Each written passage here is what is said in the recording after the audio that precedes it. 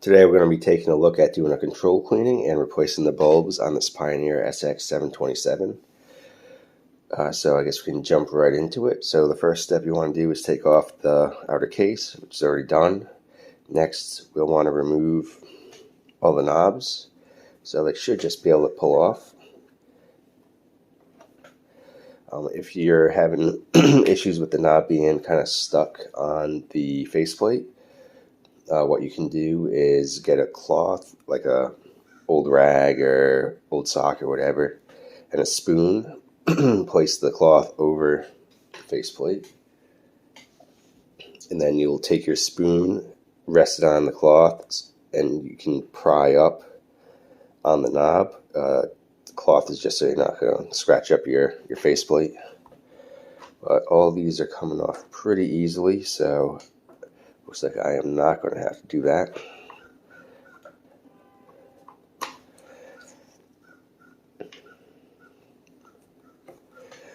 Okay, and then the tuning knob. So the tuning knob is actually kind of set in place with a couple of grub screws. So you want to get a 1.5 millimeter Allen key.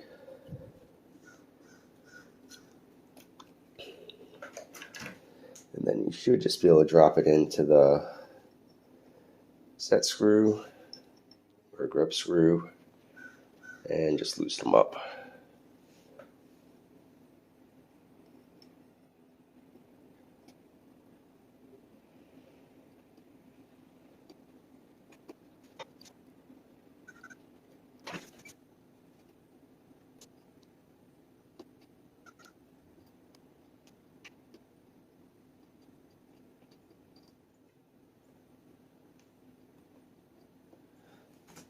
Okay, there's one of them. Let's see if we can get the other.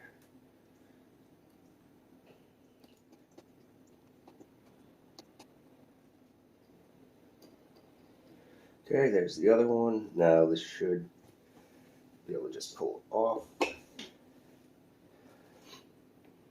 Okay, and something I like to do when I'm working on stuff is Ziploc sandwich bags. Just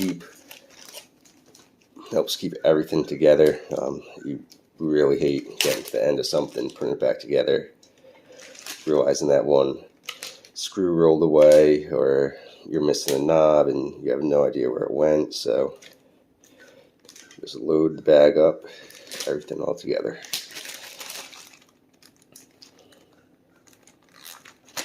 Okay, next step is there are some nuts on a couple of these posts that have to come off so we can get that faceplate off. So just carefully loosen them. Try not to mark up the faceplate. If you do at this point, it's not a huge issue, as this area kind of sits beneath the actual knob, so won't be very visible, but I still like to try and keep everything looking as clean as possible. So these shouldn't be on there too tight, so I might just take a couple bites, loosen it up, and then you can finger loosen it the rest of the way.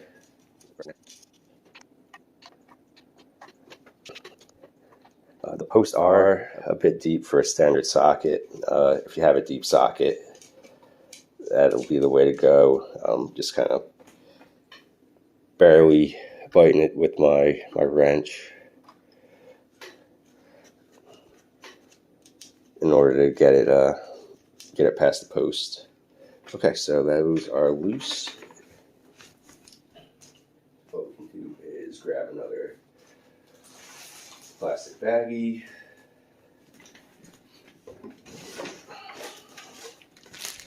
and get all these nuts and washers in there.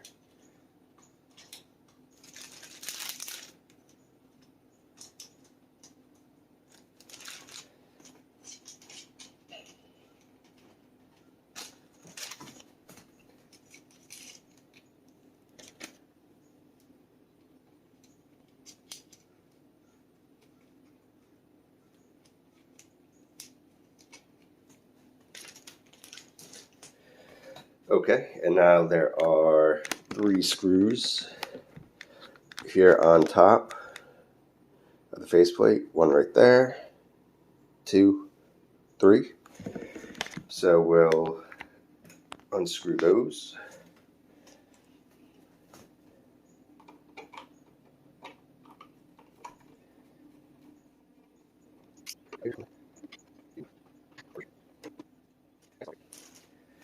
Okay, so now our faceplate should pull right off.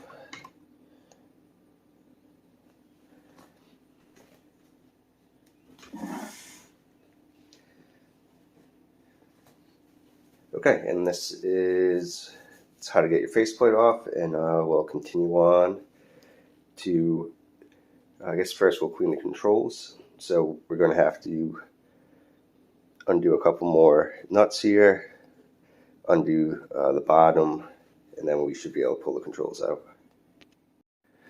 Okay, here's our bottom panel. Excuse the mess on my workbench, but again, we're just going to be undoing a couple screws. I think there are 6 on this bottom panel here.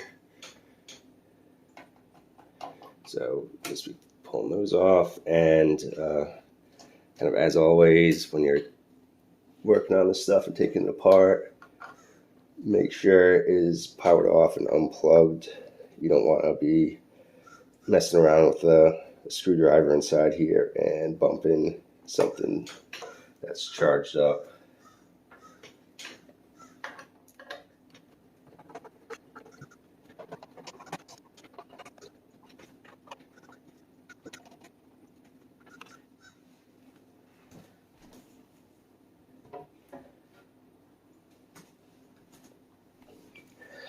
Okay, so here's the bottom of the unit. While I have it up and we're in here, you can see that there's these 2 black mounts or posts inside here holding the board with the front front controls on it. So just going to loosen the screw under here, and then these things are slotted, so you can just twist and they come loose. You can leave this screw in there just so you know which hole it was in, and it's just less stuff to keep track of. Just tighten it back up so they don't fall out.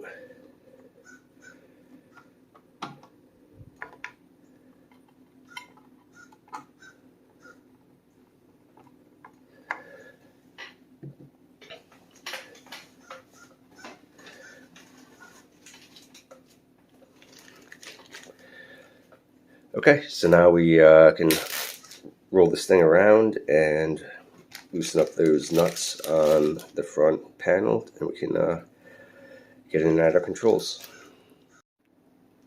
Okay, so we're back at the front of the unit here. There will be 4 nuts we have to remove. 1, 2, 3, 4. The 2 up top on the volume and balance knob are 12 millimeter, just like the ones on the faceplate, and these lower ones are 14 millimeter. So same deal. Let's try to pop these off, get them loose enough where you can just loosen with your fingers. Okay, switch over to the 14 mil for these lower ones.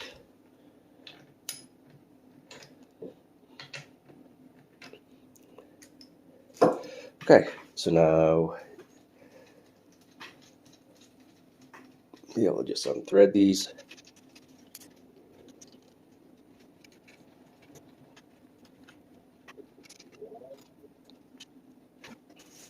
Okay, and last step is we have 4 screws that are also holding that all the controls and the board there to the chassis.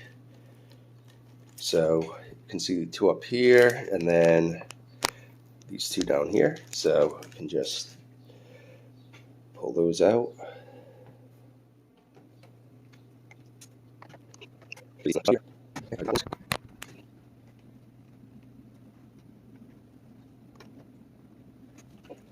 Okay, so now should be all free. So give this thing a turn.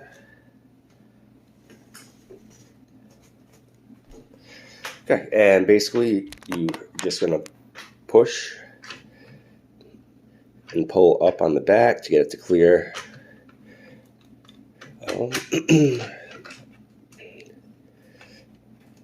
And work it out carefully. Clear this tab, and boom. Okay, now that's free, and you should be able to access the controls. You just have to, boom, and right there, there's all your switches and pots. So what we're going to do is hit the pots up with some Faderlude and Deoxit the switches. Do that off camera. I don't want to bore you with just kind of spraying into the controls. Okay, we're back with this SX-727. Right now we're going to be working on changing out the bulbs. Unfortunately, this unit, the only way you can get at the bulbs is to remove the dial face here. So we're going to be removing the 2 screws on this edge, and then there are 4 push pins along the top that you have to push out from the back. So just to show, everything is sealed up. Unfortunately, you can't just pull the bulbs in and out from the top like you can on a lot of units. So I'm going to start with the push pins. So what I'm going to do is just use a flat tool to push on the pins from the back, get them to pop out. I'm going to use a chopstick. You could probably use a screwdriver, a flathead screwdriver or something. The 2 on the ends you can get at pretty good through these holes up here, but then the 2 in the middle you kind of have to come in from the back to get those out. Okay, so get going on this.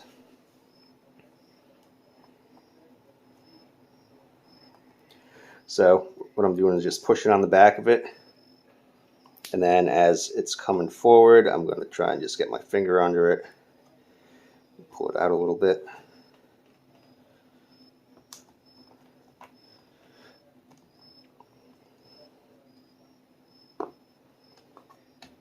Okay, so there's one, just to show you what it is, just like a push pin. You do want to be careful of your tuner string and the dial indicator while you're doing this. Would be unfortunate to damage that. Just trying to replace some bulbs. So I'm going to scroll this out of the way while I'm working on this next pin over.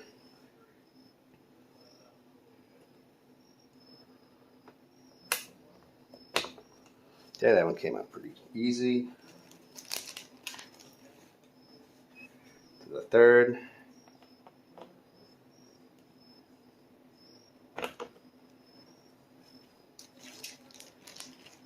Okay, let's scroll this back the other way.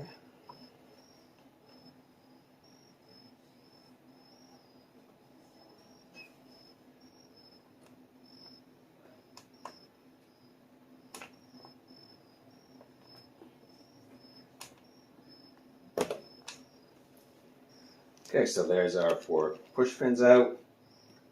Just using the flat end here. Now we'll remove the 2 screws from this end.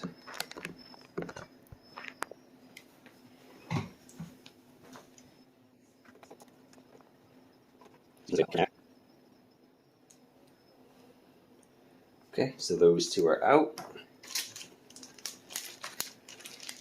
And now to get it out, we have to loosen the screws holding this, I guess, sort of lip or track that holds that dial face in. So I believe it is these two screws right here.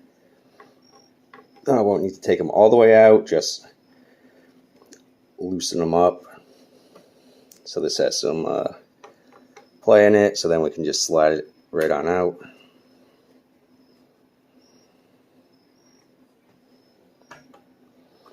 Okay, you can see that it's loose now, and you can see the dial face kind of shaking. So I'm just gonna carefully try to work it out.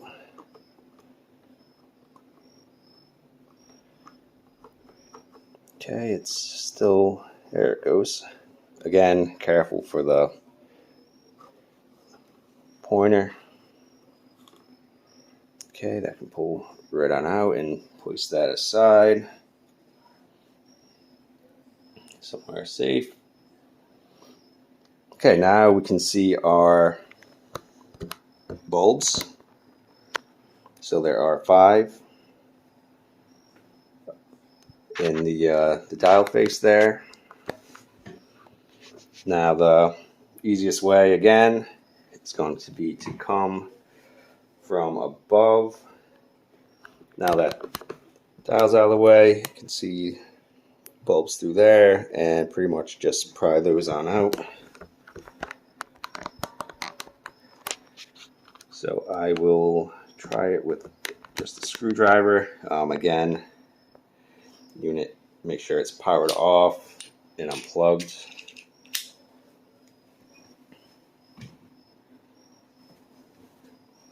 And be careful of your dial string. Okay, this one will not reach. Let me try my chopstick.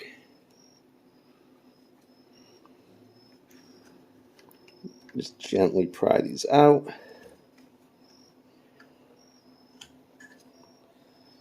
Okay, you can see a few style bulb.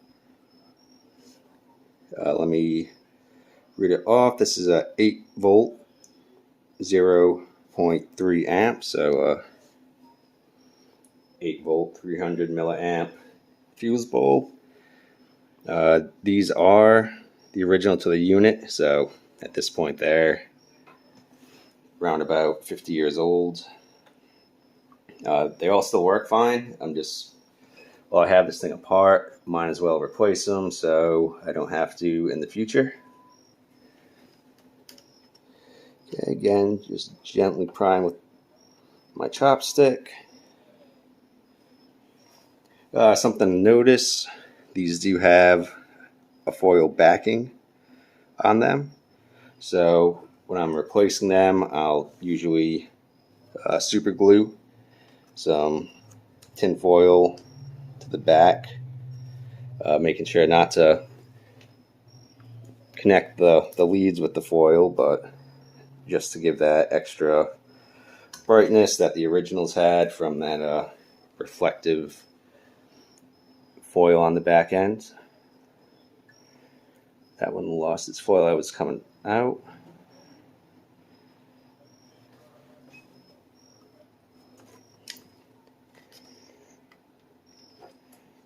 Okay, again, just gently prying these out.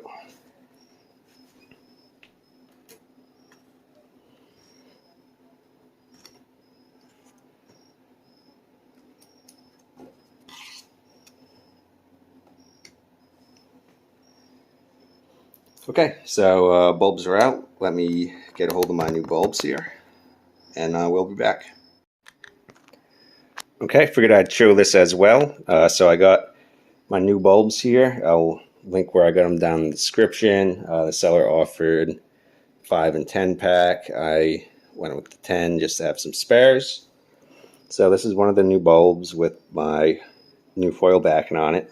So to make the backing, all I did is that I took a thin strip of normal kitchen aluminum foil, cut it with the X-Acto knife or hobby knife into a strip, and then divided that strip into thin sections just to try and replicate what was on the existing bulbs. So this is one of the existing. So just a reflective foil backing to kind of up the brightness to match the original. And to apply it, just putting a very small drop of super glue on one side of the bulb, sticking the foil to my finger, and then applying it to the bulb, making sure not to short out the two ends. I'll probably trim this one back a little bit just so not getting that overlap there. So nothing too fancy. You could probably do it without the foil backing. I just want to match the original look of the receiver as close as possible. I know some sellers also sell LED replacements that are supposedly drop-in. I am not a fan of the look of the LED. It's way too bright, and it just really washes the face out. The best way to counteract that kind of over brightness is to go on your line, your power feed for the bulbs, and drop some resistors in there to really lower the current that those LEDs are getting. There's also some flashing you can experience if your bulb power supply is on a AC feed. I believe this one is an AC feed. I'm not 100% sure. Didn't really look into it because I knew I was just going to replace the incandescents. But if you're sensitive to that kind of LED flickering, you could also rectify your AC into DC to get rid of that. So you just use a network of diodes and a capacitor to kind of keep the circuit charged on that backward section of the current there. So back to this anyway. So what I'm going to do, you basically just push your new bulbs into those fuse holders. So we'll kind of shift back over here. Sorry for the shakiness. Okay, so that looks pretty lined up, and what you're going to do is just press these in, making sure the foil backing, if you put it on, is in the back. So push one end and then the other, and you're good to go. Just kind of work your way down the line.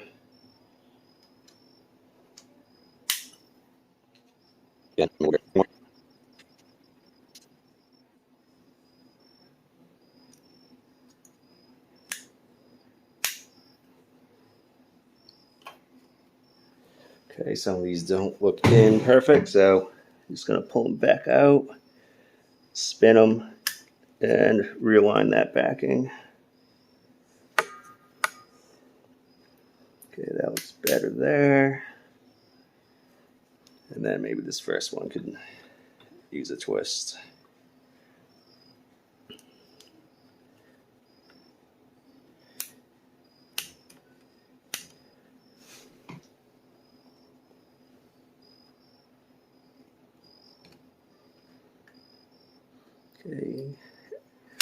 Okay, that looks lined up. So we'll plug it in just to make sure everything went okay. Probably unnecessary with what we just did, but always like running stuff off of the dim bulb just in case I did mess something up. Okay, and we can see all our bulbs illuminate. These up here are the function selector bulbs. You could probably replace them if you wanted. They look like a little, maybe 5mm bulb. I'm not sure of a good source for incandescent 5 millimeters. I'll usually use something like these LED ones and just load them up with resistors to try and drop that brightness a little bit. But so this is the process. You'll slide your dial face back in. You can see it illuminating pretty nice. So you slide that back in, put your push pins in, reattach the screws, tighten it up, and you'll be good to reassemble. So thank you guys for watching. Hope you found this helpful if you're working on one of these. And if you have any questions, let me know.